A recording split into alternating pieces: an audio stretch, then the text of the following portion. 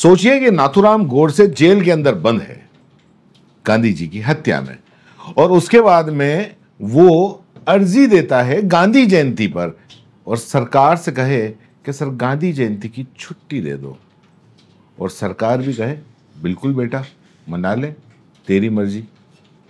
आप बोलेंगे अरे वाह यार ये क्या मजाक है, लेकिन भाई साहब आपको बता दूं आजकल यही चल रहा है मजाक, और भारत में ये मजाक मतलब अब मुमकिन है क्योंकि मोदी है तो मुमकिन है।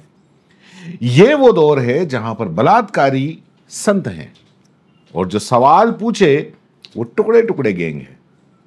अब नाम लेने में क्या झिझक, दरअसल हम बात कर रहे हैं राम रहीम की, जो संत का जिसको कहा जाता है कथित, हाँ वही जो 2 आदमियों के साथ में बलात्कार और पत्रकार की हत्या के जुर्म में उम्र कैद की सजा काट रहा है, या यूं कहें कि कभी कभार जेल विजिट कर लेता है, क्योंकि भाजपा सरकार की कृपा ऐसी है कि राम रहीम अब तक 13 बार जेल से बाहर आ चुका है।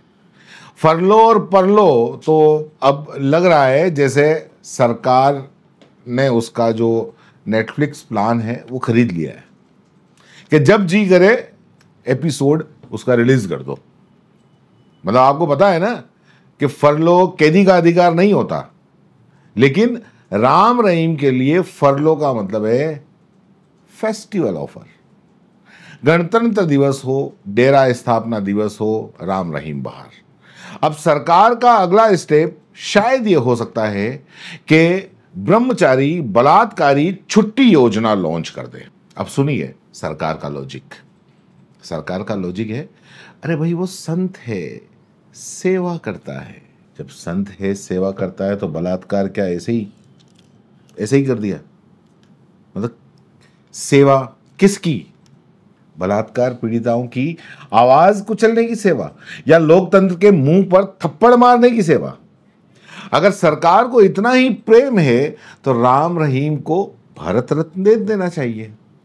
कम से कम बाकी बलात्कारियों को प्रेरणा तो मिले कि देखो भाई अगर पकड़े भी गए तो डरने की बात नहीं है, सेवा में लगा रहो, डबल इंजन की सरकार संभाल लेगी। अब सोचिए, जब देश के स्टूडेंट, एक्टिविस्ट, लेखक, प्रोफेसर और महिलाएं सालों से जेल में हैं, बिना ट्रायल, बिना बेल, और वहीं एक सजा याफ्ता बलात्कारी बाहर घूम रहा है, भजन गा रहा है, वीडियो बना रहा है, तो फिर बताइए ये जेल है या वीकेंड रिट्रीट? और मीडिया, अरे भैया मीडिया तो ऐसा व्यवहार कर रहा है जैसे राम रहीम नेटफ्लिक्स सीरीज का प्रमोशन कर रहा हो।